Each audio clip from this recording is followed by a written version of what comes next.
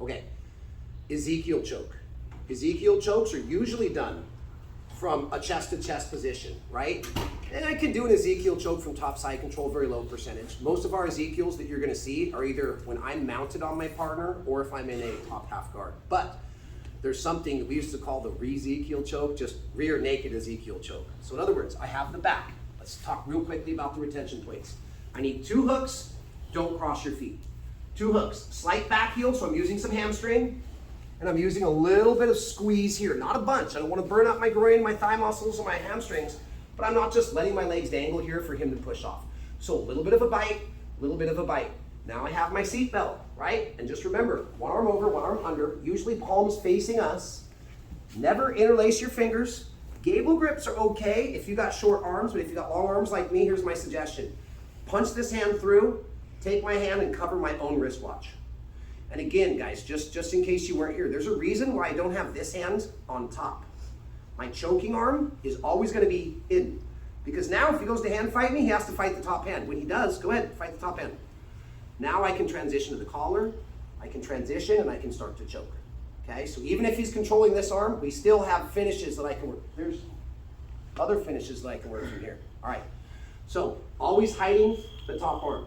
Now, on Monday, we talked about necktie, bottom hand goes down, my elbow doesn't go out, it comes around, boom. We talked about single wing choke, keeping the elbow high, pulling the elbow back, pushing the head forward in the same motion, here. And the last one we talked about, go ahead.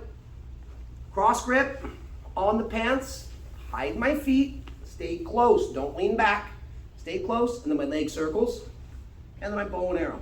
And just in case that doesn't work, I can hook the arm, post the chin, come into my arm bars, and finish Jujigatame. So those were kind of the 3 with the extra arm bar. That was Monday. Today we're gonna do something a little bit different. So Monday, the theme was, I keep one hand under and one hand over, no matter what I'm looking for. Today it's gonna be a little bit different. Now, first choke, we're gonna abandon what I just said. So I have one hand under his armpit. So watch what's gonna happen first. I'm protecting my seatbelt.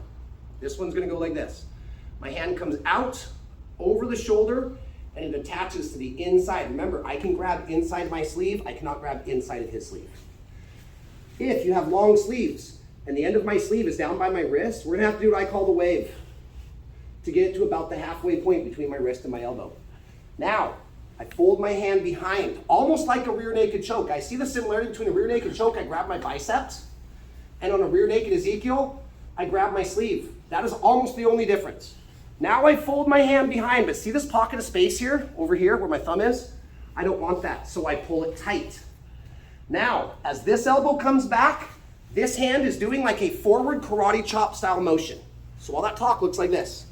Seatbelt. As I come out, feet immediately. It's just like a rear naked choke. Come around behind, tug to eliminate this pocket of space.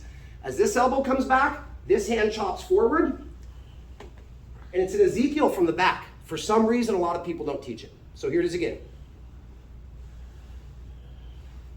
Grip, fold, pull, and now pull my elbow back and my hand chops forward to start to smash the neck. You guys want a little more power on this? There's one extra trick. Just like on a bow and arrow where I kind of get to the side of him, where I can look him in the side of the eye, I will find a little bit more like arterial pressure. So in other words, I can do this from behind him. I'm straight behind him. Once we lock this up, if you're having a hard time finishing, watch my feet. I turn to the side, and now I'm going sideways on the neck, not front to back, and start to finish, okay?